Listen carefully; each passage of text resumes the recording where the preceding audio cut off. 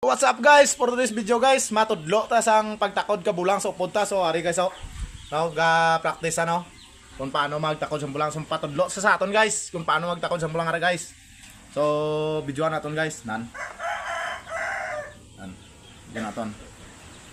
Paano magtakod sa bulang ay patudlo sa guys para kabalo siya magtakod sa manok niya. So saraw. Yan. Good naman sa asa sa patakod-takod lang guys. Oh. Kaya gusto niya ya manok siya gin matakod. Okay na guys nga plano. Yan. So tudloan ta sa guys kung paano magplastar sang bulang kag dapil. Yan, plastar na cellphone guys para makita sa guys. So ara guys, para makita niyo kung paano magtakod sa bulang. So ara guys ang bulang, ning bulang nato no. So nagamit na ni nga bulang mong. Di takod na ligad adlaw na daog gani.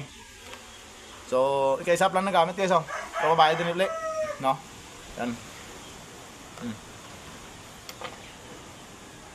Dai. To ang ano, ang Rere. Pinapangarap kong ikaw ay akin. Dito na yun. Takod gadi ka mo. Yato, hindi ka na magtakod daw. Butang. Sulit na, hindi na mo. Dito siya nan. Takod ka. Dapat ini tupong na dire.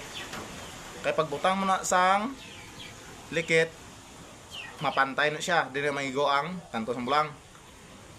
Yan. Tapos bugkos ka dayon. Bugkos ka dire. Isa, dua. Yan.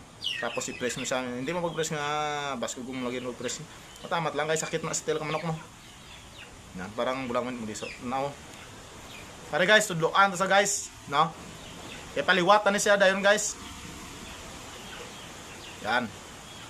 Para hindi mapilas ang tail manok.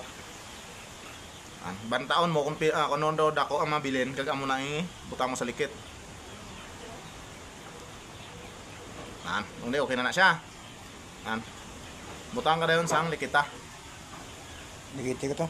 Ara likit. Yan.